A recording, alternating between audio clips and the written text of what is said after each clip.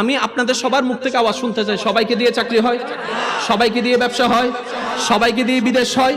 এখন আল্লাহ আপনার তকদিরে লিখে রেখেছেন ব্যবসায় আপনার উন্নতি হবে, কিন্তু আপনি মনের মধ্যে বসায় রাখছেন আমি চাকরি করব। এখন দোয়া করেন আল্লাহ চাকরি দাও, চাকরি দাও, চাকরি দাও, চাকরি দাও। আল্লাহ কয় তোর লাইন রাখছে আমি ব্যবসায়, তুই চাকরির দিকে দৌড়াস কা। এখন বেজালটা কে লাগাইছে? আমরা বেজালটা কে লাগাইছে?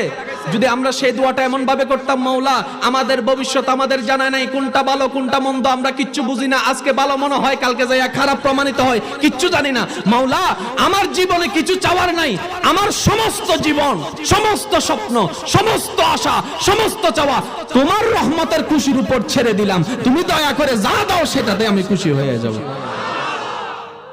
তাইলে কি আর কোনো নির্দিষ্ট চাওয়া থাকতো? কথা বলেন না কেন? মা বাবারে কলঙ্কিত কইরা বাইরে জায়গায় বিয়ে কইরা 6 মাসও টিকতে পারে নাই, এমনও অনেক কাহিনী। আমি কইলাম কি তারে এত যুদ্ধ করে বিয়েটা করছস, কোর্টের মধ্যে ফালাইয়া বিয়ে করছস, এখন কি ভুল করছি? আমাদের সিদ্ধান্তের মধ্যে সঠিকও হতে পারে, একটু সবাই মিলে বলেন না ভাই, আমাদের সিদ্ধান্তের সঠিকও হতে পারে, ভুলও হতে পারে, কিন্তু আল্লাহর সিদ্ধান্তে কখনো ভুলের বশ পর্যন্ত আসতে পারে না। সেজন্য আপনি নিজের জীবনের জন্য কিচ্ছু চাইবেন না। আপনার যদি চাওয়ার দরকার হয় সবার জন্য চান, পরিবারের জন্য চান, বন্ধুর জন্য চান, সবার জন্য চান, নিজের বেলায় নির্দিষ্ট করবেন না। এখন আপনারাই বুঝতে পারবেন মেন এই জায়গার রোড থেকে যদি এই আপনাদের চাঙ্গিনী বাজারে যদি একটা রিক্সা আসে, ভাড়া কত? 30 টাকা। ভাড়া কত? জোরে বলেন। এখন আপনি এখানে নামার পরে রিক্সাওয়ালা ভাইকে কত দিবেন? যতটুক কথা ততটুকুই। আর আরেকদিন এক সপ্তাহ পরে আপনি আবার আসছেন, একজন রিক্সাওয়ালাকে জিজ্ঞেস করলেন মামা যাইবেন আপনি? কোথায় যাবেন? ওই চাঙ্গিনা বাজারে যাব। তো কত? তখন উনি বললেন বাবা খুশি হয়ে দিবেন আর কি, খুশি হয়ে দিবেন আর কি। সত্যি করে বলেন ইমানদার ভাইরা, এখানে নামার পরে কি 30 দিবেন নাকি কম দিবেন না বেশি দিবেন? পিছনে কয়েকজন কইতেছে সুযোগ পাইলে কমও দিও।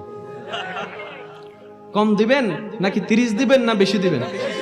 এখন যখন 30-এর জায়গায় আপনি দিলেন 40, পিছন থেকে একজনে জিজ্ঞেস করে খাইছে রে যে দানবীর 40 দেয়, এক সপ্তাহ আগে একজনের লগে 2 টাকা বাঁচানোর লাগা যে ঝগড়া লাগাইছিলি তুই, আজকে বেশি দিলি কেন?